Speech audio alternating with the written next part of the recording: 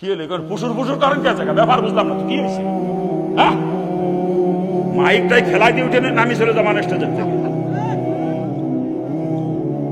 তেল মালিশ করা বক্তা আমি না, যে কমিটির তেল মালিশ করবো আমি সেই বক্তা না। অনেক বক্তা স্টেজে উঠে কমিটির সভাপতি সেক্রেটারি তেল মালিশ করিয়ে পাম মারি আসমানে ফাটায় দেয়। আমি যে পাম মারা বক্তা না, আমি কমিটা লাগে সাইজ করি আগে। আমি দুনিয়ার কুত্তা না বাজান, একটা টিনের ঘরে বাস করি। আমি টিনের ঘরে 15 শতক জমি কিনে টিনের ঘর করে সেখানে বসবাস করি। ওটুকু করছি শুধু পর্দা রক্ষা করে বসবাস করার জন্য, কারণ ভাড়া বাড়িতে আমার নিজের এবং আমার স্ত্রীর খুব কষ্ট হইতো পর্দাটা মেনটেন করে চলতো, পর্দা মেনটেন করে।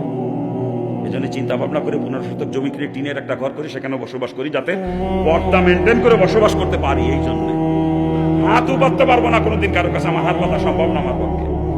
চাঁদি গেলে 3টা হাতে 33 কথা কয় মানুষ, ওই শুনবো আমি, তাই মনে করেন আমি সেই বাপের সন্তান না যে 3 টাকা জমিতে 30 কথা শুনবো। আমার বাপ কোটি কোটি টাকার মালিক। যদি আমার বাপ খালি মুসলমান হইতো, ওরকম মাদ্রাসা 10টা চালাইতে পারতাম আমি একা। আমার বাপের যে সম্পদ, ওরকম মাদ্রাসা 10টা চালাইলেও বাপের সম্পদের কোনাতে ফুরইতো না কোনোদিন। একটু দোয়া করেন যে আল্লাহ আমার আব্বারে মুসলমান মানে, দোয়াটা করেন সবাই। আমার বাপ যদি মুসলমান দেখতেন, আমার ঠেলা কি দেখতেন আমার বাপ যদি মুসলমান হইত। এখন তো আমার পার নিচে খুঁটো নাই, আজকে খুঁটো নাই। খুঁটো যদি থাকতো আমার পিছনে, তাহলে দেখতেন দিকে করতাম আমি।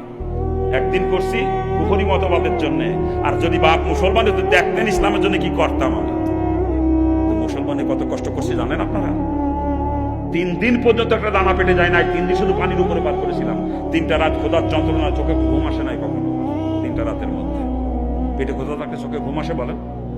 সারা রাত যাই নামাজে বসে চোখের পানি জড়াইছি, যাই নামাজে বসে দোয়া করছি, আল্লাহ তোমার উপরে বিশ্বাসিত বসে বলছি, তুমি তো রিজিকের জিম্মাদার, তুমিই খানার ব্যবস্থা করে দাও। 3 দিন 3 রাত কানতে কানতে আল্লাহ চোখের পানি কবুল করছে, লজিং এর ব্যবস্থা হয়ে গেছে।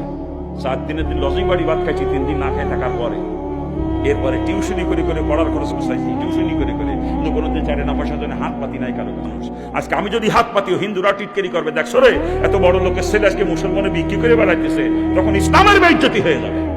আপনারাই বলেন, কোন মুসলমান নারী মা বাবার সঙ্গে জিনা করতে পারে? কোন ইহুদি না ছাড়া পারে? কিন্তু আমরা মুসলমান আজকে তাই করতেছি। আল্লাহ মাফ করুন। ওরে দিয়ে সমিতি করাইয়ে, সুদে টাকা আনাইয়ে ওই স্ত্রীকে তার বাপের সাথে জিনা করাইতেছি, আর আমি বদমাইশে সুদে টাকা খাইয়া আমার মার সাথে জিনা করতেছি। এ মুসলমানের পাও দুইখান ধরে গেছি, পাও দুইখান ধরে, যদি কোনো প্রকার সুদের সঙ্গে কারো সম্পর্ক থাকে তওবা করেন। যদি জান্নাতে যাইতে কারো মন চায়, আল্লাহ না করুন সুদের সঙ্গে জড়িত থাকা অবস্থায় কেউ মারা যান, কসম খোদার, কসম খোদার, কসম খোদার, কিয়ামতের ময়দানে জান্নাতে গিরান নাকে পৌঁছাবেন আপনার, জান্নাতে গিরানও পাবেন না কিয়ামতের দিন। পাও ধরেছি সুদের সঙ্গে জড়িত থাকলে তওবা করেন, তওবা করেন।